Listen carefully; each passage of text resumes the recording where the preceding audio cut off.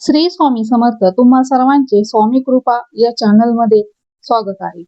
तुमचा हा आजचा दिवस सुखाचा, समाधानाचा आणि आनंदाचा जाओ अशी मी स्वामींच्या चरणी प्रार्थना करते आणि आजच्या या नवीन व्हिडिओला सुरुवात करते. येत्या 29 जुलैला गुरुपौर्णिमा आहे आणि गुरुपौर्णिमा येईपर्यंत तुम्ही रोज तुमच्या घरात गुरुचरित्राचा हा अध्याय वाचा. जो संकल्प तुम्ही कराल तो नक्की पूर्ण होईल. स्वामी भक्तांसाठी आणि गुरुदेवांच्या भक्तांसाठी, गुरुदत्तांच्या भक्तांसाठी, सेवेकरांसाठी अत्यंत पवित्र पावन वर्षाचा सगळ्यात मोठा दिवस असतो तो म्हणजे गुरुपौर्णिमेचा. आपल्या गुरूंचा हा दिवस असतो. गुरूंच्या सेवा करण्याचा हा दिवस असतो. गुरूंची पूजा अर्चना करण्याचा हा दिवस असतो. गुरूंना प्रसन्न करण्याचा, गुरूंना आठवण्याचा हा दिवस असतो. तर या दिवशी आपण विशेष सेवा करायची आहे. गुरूंची पूजा, जेही तुमचे गुरु असतील, पण जर तुम्ही स्वामींना गुरु मानतात, गुरुदेव दत्तांना तुम्ही गुरु मानतात, गुरुदत्तांना मानतात, दत्तात्रयांना तुम्ही मानतात, तर तुम्ही आज, उद्या, परवापासून किंवा तुम्ही जेव्हा हा माझा व्हिडिओ पाहताल तेव्हापासून किंवा 2-3 दिवसात ज्याही दिवशी वेळ मिळेल, समजा आज तुम्ही हा व्हिडिओ बघत आहात तर उद्यापासूनच तुम्ही हा अध्याय रोज वाचा आणि गुरुपौर्णिमेच्या दिवसापर्यंत म्हणजे 29 जुलै पर्यंत, या दिवसापर्यंत हा अध्याय वाचायचा आहे.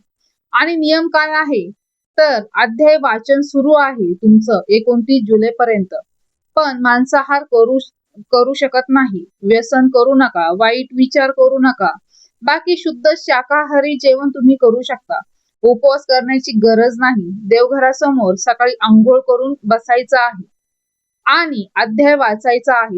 जरी तुमच्याकडे गुरुचरित्राची पोथी नसेल तर तुम्हाला मोबाईलवर, गुगलवर गुरुचरित्राचे हा अध्यायाची PDF फाईल डाउनलोड करून घ्यायची आहे आणि तुम्ही त्यावर वाचू शकता.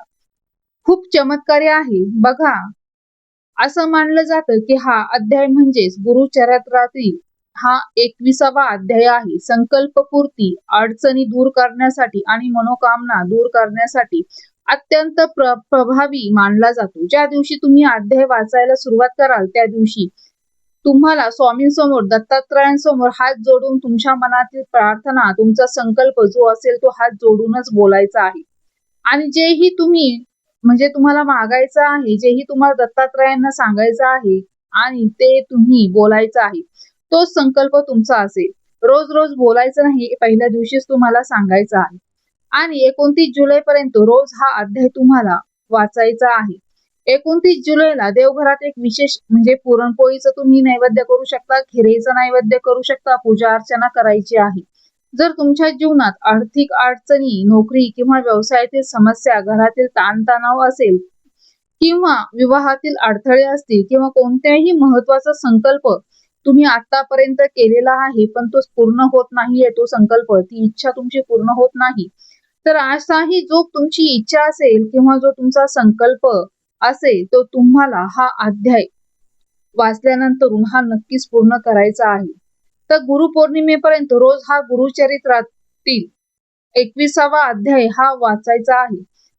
अध्याय वाचण्यापूर्वी श्री दत्तात्रयांना, स्वामींना नमस्कार करून तुमची जीही अडचण, समस्या आहे, जीही इच्छा आहे ती बोलायला विसरायची नाही.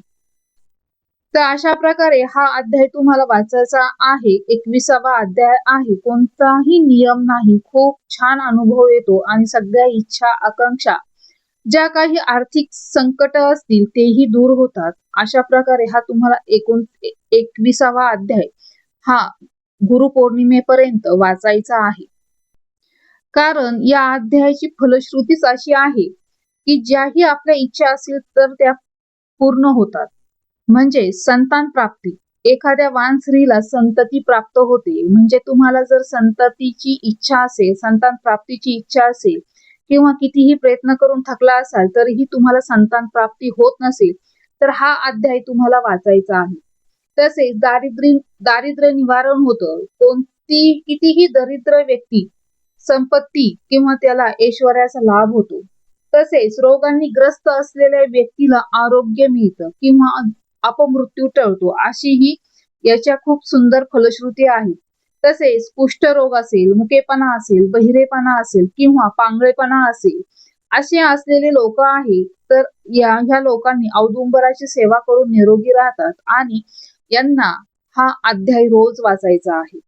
तसेच आपली सर्वांची सर्व इच्छा पूर्ती होते. भक्तिपूर्वक हा अध्याय ऐकल्याने किंवा या अध्यायाचा सार जरी ऐकला किंवा किंवा वाचला तरी माणसातील सर्व इच्छा, आकांक्षा, सगळे सकळाभिष्टे पूर्ण होत असतात. अशा प्रकारे ह्या इतकी सुंदर फलश्रुती आहे.